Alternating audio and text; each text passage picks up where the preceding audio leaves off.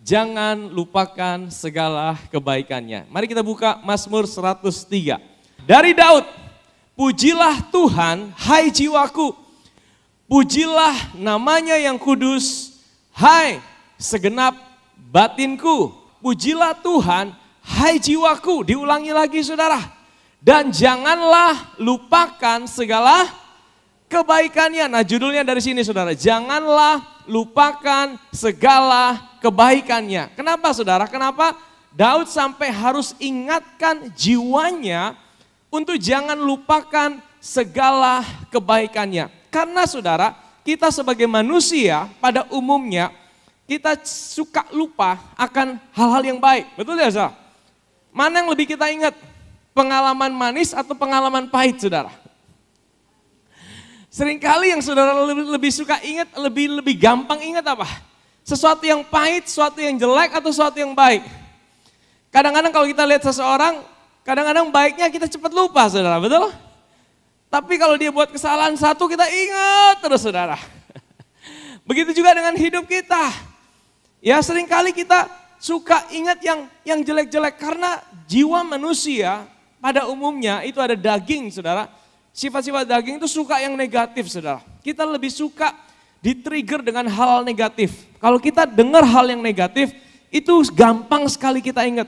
Apalagi kita pernah ngalamin disakitin, kita pernah ngalamin dilukain, kita pernah ngalamin hal-hal buruk dalam hidup ini. Itu sepertinya susah untuk dilepaskan saudara. Betul atau betul? Makanya Daud sadar itu saudara. Dia berkata pertama, pujilah Tuhan, hai jiwaku. Dia harus ingatkan jiwanya dia. Dia harus berkata sama jiwanya dia, ayo puji Tuhan. Nah ini bicara tentang satu kebiasaan yang dibangun saudara. Kadang-kadang memang kita tidak pengen menyembah Tuhan, kita tidak pengen memuji Tuhan, ya kita tidak pengen datang ke gereja. Tapi kita mesti katakan sama jiwa kita, karena jiwa kita ini yang pegang peranan saudara. Hari ini sebagai orang percaya, roh saudara dan saya sudah sempurna. Tidak perlu kita utak-atik lagi saudara, karena disitulah tempat kediaman Tuhan. Yang menjadi persoalan adalah jiwa kita. Jiwa kita adalah medan pertempuran terbesar. Medan pertempuran itu bukan di Ukraina, bukan di Gaza, bukan di Timur Tengah. Hari-hari ini lagi perang saudara. Tapi medan pertempuran terbesar itu di mana? Di pikiran saudara, di jiwa kita. Karena di situ roh-roh jahat terlibat. Dia akan buat saudara malas untuk menyembah Tuhan. Dia akan buat saudara merasa tidak mau. Karena apa? Kita lebih tertrigger dengan hal-hal negatif dalam hidup ini saudara. Kita akan lebih gampang teringat akan hal-hal buruk yang terjadi dalam hidup ini. Itu buat kita akhirnya kita malas untuk memuji Tuhan. Kenapa saya harus memuji Tuhan? Nah kita udah melewati hampir 12 tahun penuh saudara. Saya tahu di dalam tahun ini tidak semua yang kita alami mungkin hal-hal yang menyenangkan. Ada mungkin hal-hal yang saudara alamin adalah hal-hal yang buat engkau jadi kecewa. Ya, karena apa yang kau doakan tidak terjadi. Karena apa yang kau harapkan tidak terjadi. Mungkin ada hal yang mungkin buat engkau menyakitkan dan itu terus terngiang-ngiang dalam pikiranmu. Dan itu membuat engkau sampai berpikir, ngapain aku memuji Tuhan? Apa dasarku memuji Tuhan? Apa dasarku untuk menyembah Tuhan? Apa dasarku untuk aku melayani Tuhan? Nah di Mazmur 103 kita akan belajar sama-sama ada 6 benefit. Ya bahasa Inggrisnya benefit bukan cuma kebaikan. Keuntungan. Kenapa dia memuji Tuhan? Pujilah Tuhan dengan segenap batinku. Jadi dia katakan dia pancing seluruh hidupnya itu. Dia perintahkan saudara untuk memuji Tuhan. Kadang-kadang kita perlu seperti itu. Kadang-kadang kita perlu paksa diri kita. Betul? Kadang-kadang aduh saya tidak mau, malas ini. Gerak aja malas saudara. Karena begitu banyaknya tekanan kadang kita tidak mau. Tapi kita mesti paksa diri kita saudara. Ya paksa itu artinya saudara katakan sama jiwa saudara. Karena jiwa saudara itu motornya saudara. Jiwa saudara itu yang menentukan. Makanya kalau orang jiwanya terganggu, seluruh hidupnya terganggu saudara. Ya, jiwa saudara itu punya peranan penting saudara. Maka saudara mesti perintahkan itu, perintahkan sesuai dengan firman Tuhan. Ya, nah dikatakan pujilah Tuhan, hai jiwaku, janganlah lupakan segala kebaikannya. Alasan apa kita bisa berkata sama jiwa kita? Mungkin keadaan kita tidak sedang baik-baik, situasi kita mungkin tidak seperti apa yang kita harapkan, apa yang kita doakan sedang tidak terjadi seperti apa yang kita mau. Kenapa kita bisa tetap memuji Tuhan? Dasar pertama kita memuji Tuhan adalah karena Dia sudah mengampuni segala pelanggaran dan dosa-dosa kita. Amin saudara. Dia yang mengampuni. Bagi kita hari ini bukan cuma Dia yang mengampuni, tapi Dia sudah mengampuni. Bukan cuma separuh, bukan cuma sebagian, tapi segala. Katakan segala.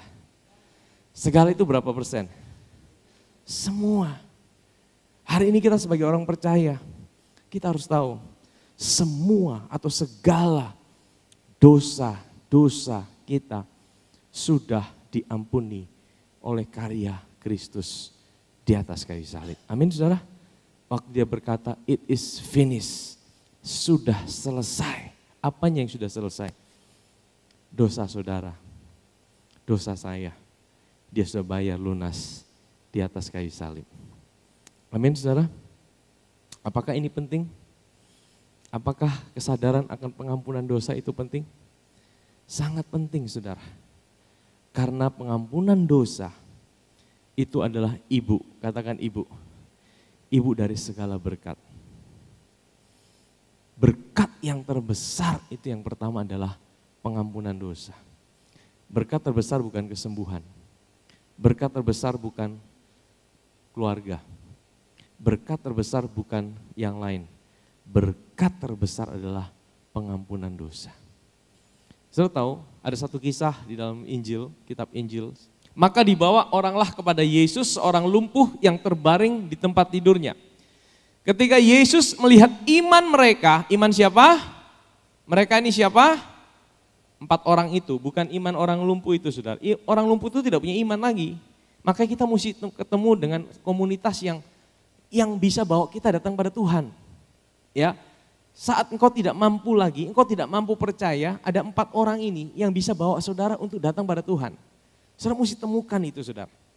Karena kalau tidak, iman saudara lagi lumpuh, tidak ada orang, ya udah. Terus saudara, tapi kalau ada 4 orang ini, 4 orang yang punya iman, yang untuk bawa saudara, untuk datang pada Tuhan, ya itu luar biasa saudara. Nah 4, Yesus melihat iman mereka. Waktu mereka naik sampai ke atas atap, mereka bobol itu atap itu saudara. Mereka turunkan orang lumpuh itu tepat di depan Yesus. Berkatalah Yesus kepada orang lumpuh itu, percayalah hai anakku, dosamu sudah, yang pertama dibilang, engkau anakku. Mungkin orang itu merasa tertuduh sepanjang hidupnya. Tidak ada orang yang sayang sama dia. Yang kedua, dia merasa Tuhan tidak ampuni dosanya. Mungkin dia pernah buat kesalahan di masa lalunya. Kesalahan yang mungkin membuat dia merasa hidupnya Tuhan sudah tinggalkan dia. Karena di dalam perjanjian lama, kalau orang sakit itu selalu diidentifikasikan dengan dosa. Ya, kalau sakit ini kamu dosa apa? Masih ada di tempat ini seperti itu? Kalau masih ada, saudara mesti bertobat. Kalau di luar sana masih ada, ya mungkin saja. Tapi kalau saudara di tempat ini, saudara dengar pengajaran dari tempat ini, ya saudara harus tahu bahwa hari ini Tuhan tidak lagi kasih kita sakit penyakit. Dosa-dosa kita sudah diampuni. Dia sudah mengampuni segala dosa dan pelanggaran kita. Yesus berkata apa? Percayalah hai anakku, dosamu sudah. Ini orang lumpuh, dia datang bukan minta ampun dosa. Orang lumpuh datang minta apa? Sembuh. Harusnya Yesus berkata, bangkit dan berjalanlah. Betul? Itu kan yang paling benar seperti itu menurut kita. Kalau orang lumpuh datang, ya langsung doakan, berjalanlah. Betul ya? Tapi kok Yesus masuk ke arah lain, seperti Yesus itu tidak connect. Yesus itu tidak nyambung.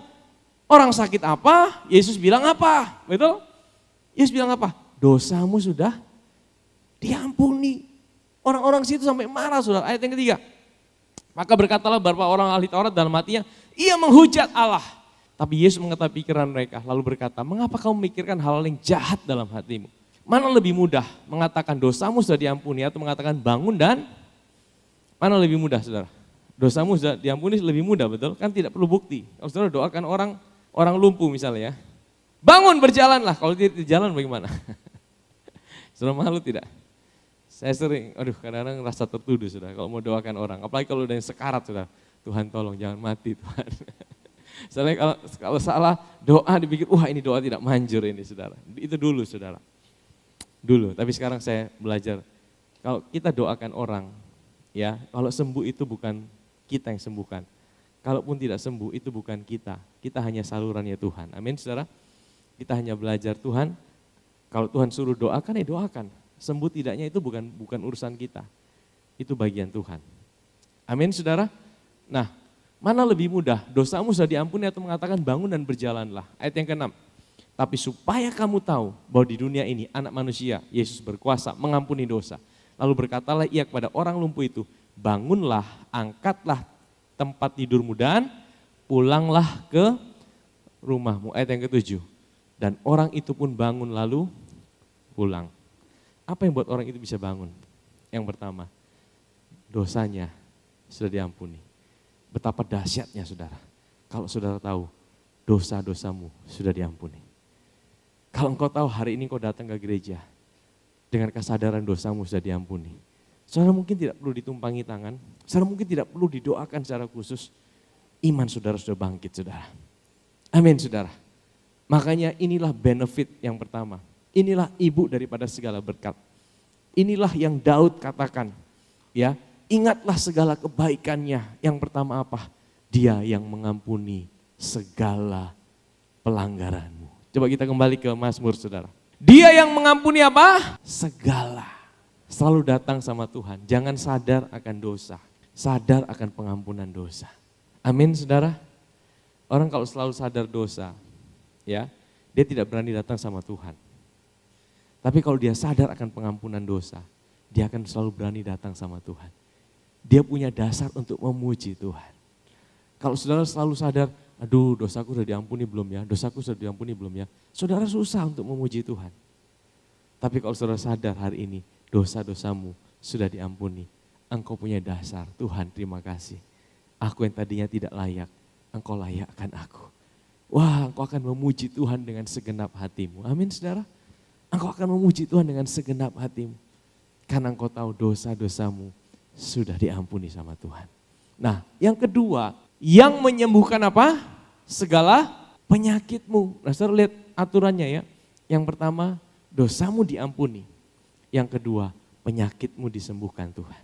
Penyakit ini bisa penyakit di tubuh, bisa penyakit di jiwa, segala itu seluruhnya saudara. Jadi hari ini kalau saudara ada yang sakit, percayalah bahwa Tuhan tidak pernah kasih saudara sakit penyakit. Tuhan tidak pernah didik saudara dengan sakit penyakit. Tuhan tidak pernah hukum saudara, ini anak nakal, kasih dia kaki patah dulu. Atau kasih dia stroke sedikit dulu. Atau kasih dia gula sedikit supaya dia stres. Tidak ada saudara. Hal-hal buruk yang kita alami termasuk sakit penyakit itu adalah konsekuensi dari apa yang kita lakukan. Tubuh kita, inilah tubuh warisan daripada Adam yang bisa terkontaminasi dengan sakit penyakit. Karena bukan Tuhan yang kasih. Tuhan tidak pernah rancangkan manusia hidup dalam sakit penyakit. Tapi Tuhan merancangkan kita hidup dalam kesehatan. Amin saudara. Dia yang menebus hidupmu dari lubang kubur. Bahasa Inggrisnya dikatakan, he redeems you from the destruction. Dia menebus hidupmu. Ya, destruction itu bisa juga lubang kubur. Kata menebus itu artinya dibeli. Who redeemed thy life from destruction. Jadi dari kehancuran. Jadi bukan cuma lubang kubur tapi juga kehancuran. Kita ini sebenarnya karena dosa Adam, kita ini semua ada dalam kegelapan, kehancuran. Kita mau sebaik apapun, kita tidak bisa menyelamatkan diri kita. Kita ada dalam kegelapan, kita dalam lubang kubur, kita sudah dalam kematian saudara. Tapi karena Yesus, dia mencintai kita, Allah menjadi manusia, dia lahir sebagai manusia. Untuk apa? Dia menebus kita. Menebus itu artinya apa? Dia membeli kita, dia keluarkan kita dari lubang kubur, ya dia ambil kita. Dia ganti dengan apa? Dia ganti dengan dirinya sendiri. Dirinya sendiri yang masuk ke lubang kubur itu saudara. Dirinya sendiri yang naik ke atas kayu salib, dia turun sampai ke alam maut. Dia masuk ke lubang kubur supaya apa? Supaya setiap kita yang tadinya ada di lubang kubur itu saudara, kita ditebus, kita dibeli, kita dikeluarkan dari situ saudara. Amin saudara. Dia yang memahkotai engkau dengan kasih setia dan tiga yang pertama tadi itu bicara tentang dia meloloskan kita dari hal negatif. Ya, yang pertama tadi apa? Mengampuni segala dosa kita. Yang kedua apa? Menyembuhkan sakit penyakit kita. Ya kan? Jadi kita ada dosa dibersihkan. Kita ada sakit disembuhkan. Itu kan negatif-negatif semua kan? Yang ketiga kita ada di dalam lubang kubur dikeluarkan. Itu semua negatif saudara. Jadi cara Tuhan tolong tuh ada dua sebenarnya. Ya, dia bisa loloskan kita dari bencana, tapi dia bisa angkat kita dari masalah. Dua-duanya itu bisa saudara. Makanya seringkali kita susah mengucap syukur karena apa? Kita merasa Tuhan tidak tolong kita. Mana buktinya? Tapi banyak hal yang Tuhan kerjakan dalam hidup ini. Tuhan luputkan kita waktu kita belum mengalami masalah. Seringkali kita bisa bersaksi karena apa? Wah, ya kan? Wah, Tuhan luputkan aku, Tuhan sembuhkan aku. Itu betul. Tapi kalau engkau tidak ngalamin itu, saudara, apakah engkau tidak ada dasar untuk bersaksi? Tahukah saudara bahwa dalam hidup ini ada banyak kali, mungkin kita tidak sadar, kita tidak lihat. Seperti mungkin di depan ada lubang, tiba-tiba Tuhan geser kita, lubang itu digeser sehingga kita jalan tidak masuk lubang. Kita tidak sadar di depan ada lubang. Sehingga apa? Kita merasa, oh seperti hidup kita tidak ada kebaikan Tuhan. Padahal ada begitu banyak yang mungkin Tuhan kerjakan dalam hidup kita. Amin saudara. Dia memahkotai engkau dengan kasih setia dan rahmat. Yang ini saudara, dia tambahkan sama kita. Seperti apa? Tuhan itu bukan hanya meluputkan kita dari bencana yang negatif. Tapi dia juga kasih kita hadiah. Mahkota itu bicara tentang apa? Suatu kebanggaan, betul?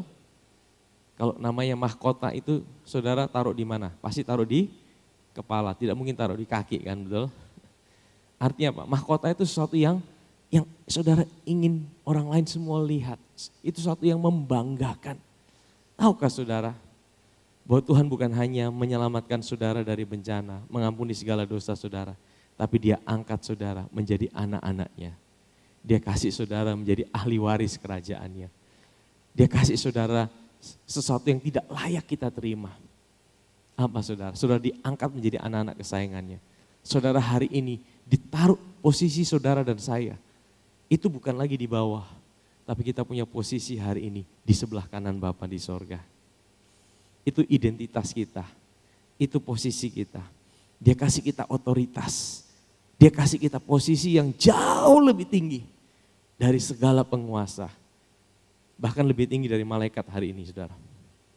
Malaikat itu ada hari ini untuk melayani saudara. Dan iblis itu salah satu malaikat yang jatuh. Saudara tahu iblis hari ini di bawah kaki saudara. Saudara dikasih otoritas sama Tuhan. Saudara dikasih posisi sama Tuhan. Jadi jangan saudara lihat diri saudara lagi minder. Orang minder itu sama dengan orang sombong. Minder dan sombong itu 11-12. Karena apa? Dua-duanya melihat dirinya. Sombong itu karena apa? Kobetana. Ya kan? Oh ini saya berhasil karena saya. Minder itu apa? Oh ini saya tidak berhasil karena saya. Jadi sombong dan minder itu sama saudara. Sombong itu kelihatan, minder itu ke bawah. Nah hari ini harusnya kita melihat diri kita. Identitas kita. Kita adalah anak-anak kesayangan Bapa di sorga. Kita punya posisi di sebelah kanan Bapa di sorga. Sehingga apa saudara? Engkau bisa lihat dirimu. Engkau berharga bukan karena apa yang kau buat. Engkau berhasil bukan karena apa yang kau kerjakan. Kalau engkau gagal pun, engkau tahu siapa dirimu. Hidup kita ini kadang bisa naik, bisa turun, betul? Kadang kita bisa mengalami kegagalan. Gagal tidak apa-apa saudara, tapi selama engkau gagal, engkau harus sadari siapa dirimu dalam Kristus. Kalaupun engkau berhasil, engkau juga harus sadari siapa dirimu dalam Kristus. Sehingga engkau tidak sombong. Amin saudara. Dia yang memuaskan hasratmu dengan kebaikan. Sehingga masa mudamu menjadi baru seperti pada burung Raja Wali. Yang pertama dulu saudara, dia yang memuaskan hasratmu dengan kebaikan. Yang pertama dalam bahasa Inggrisnya ini, who satisfy thy mouth. Dia yang memuaskan mulutmu dengan hal-hal yang, biasanya kan kalau kita makan itu, cari kepuasan makan dari mulut ya. Mulut ini wah cari makan ini, suka makan yang enak saudara. Nah kadang-kadang saudara, kalau kita lagi punya masalah, makan enak pun jadi tidak enak, betul? Makan yang mahal pun, makan yang harganya jutaan pun, tapi kalau hatimu tidak enak, hatimu sedang tidak puas, hatimu sedang galau, makan yang enak pun jadi tidak enak. Pernah rasa seperti itu? Wah dikasih makan enak apapun rasa tidak enak saudara.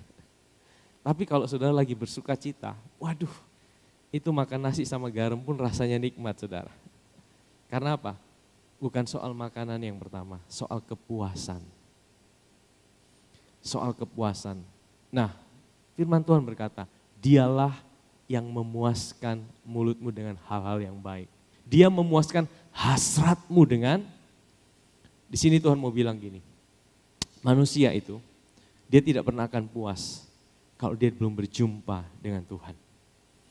Kalau dia tidak sungguh-sungguh ngalamin Tuhan, manusia itu tidak pernah ada puasnya saudara. Ya, manusia itu memang didesain oleh Tuhan. Itu ada satu rongga kosong dalam hidupnya yang hanya bisa diisi oleh Tuhan.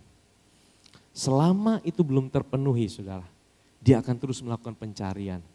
Dia akan melakukan pencarian mungkin dengan dia kerja keras, dia dapat harta yang banyak, dia pikir itu bisa memuaskan dia. Ternyata tidak. Banyak orang kaya juga akhirnya stres.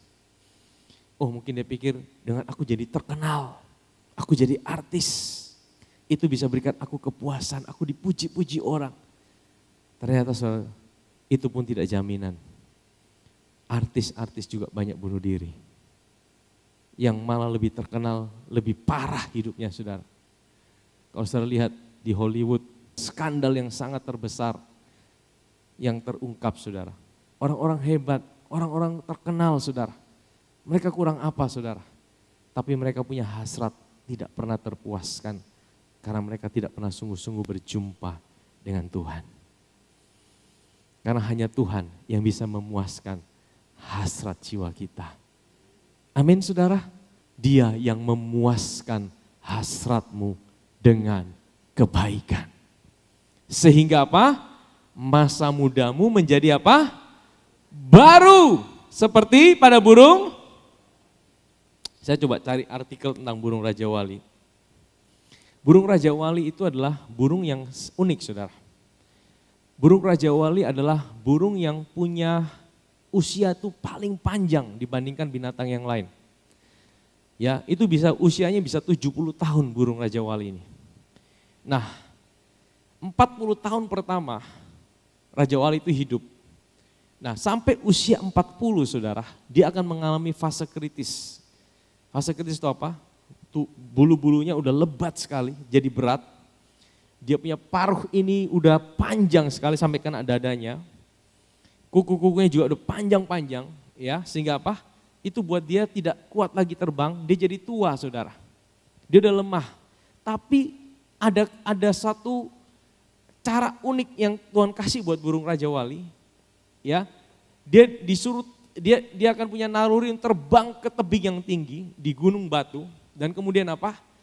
Disinilah fase kritisnya katanya gitu ya. Dia akan patuk-patukan dia punya paruh ini sampai patah. Paruhnya ini sampai patah. Dan itu sakit saudara. Sakit. Terus kemudian kukunya dia garuk sampai patah saudara. Dan kemudian itu akan tumbuh kuku yang baru dan patuk yang baru. Dan dengan patuk dan kuku yang baru dia akan mulai cabik, dia punya bulu-bulu dan dia cabut itu sakit saudara. Tapi setelah itu saudara, dia akan masuk fase kedua, 30 tahun berikut dalam hidupnya. Dia akan mengalami seperti kekuatan yang sama pada waktu 40 tahun yang pertama. Nah, ini janji Tuhan buat kita orang percaya. Kita orang percaya, kita juga punya keunikan seperti burung Raja Wali ini. Karena Tuhan bilang apa? Dia yang memperbaharui masa mudamu. Seperti apa?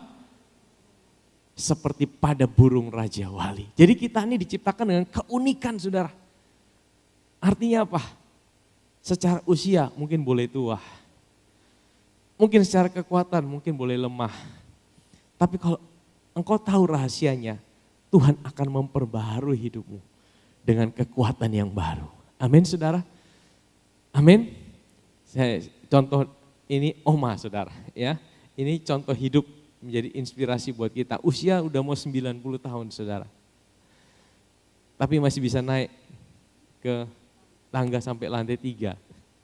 Ada orang usia baru 50, 60, udah napas pendek, saudara. Betul? Udah tidak kuat berjalan. Tadi kesaksian Oma itu luar biasa. Diperiksa dia punya bagian dalam seperti anak muda. Nah ini saudara, ini firman terjadi buat Oma.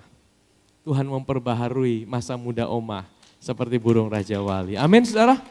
Tapi tentu bukan hanya Oma, kita juga mau mengalami hal itu. Amin. Jangan sampai kita masih muda-muda dicek, waduh semua udah parah semua nih, saudara. Nah, artinya apa? Di dalam Alkitab kita udah temukan contoh ada beberapa orang yang diperbaharui masa mudanya. Siapa, saudara? Yang pertama, Sarah. Ya, Sarah diperbaharui masa mudanya sampai apa? Raja dunia bisa naksir sama dia. Kalau dia tidak cantik, bagaimana raja bisa naksir, saudara? Kemudian dia bisa hamil lagi. Ya, jangan pernah putus asa. Jangan pernah menyerah. Datang sama Tuhan. Dia akan memperbaharui masa mudamu. Yang kedua, Kaleb. Kaleb juga, saudara.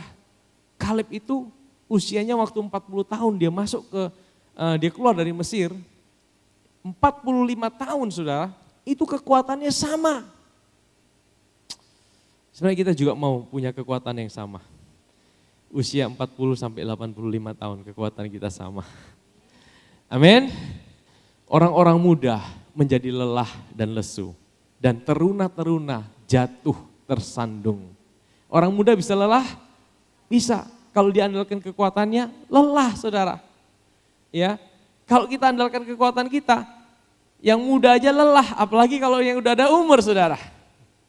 Orang-orang muda menjadi lelah dan lesu.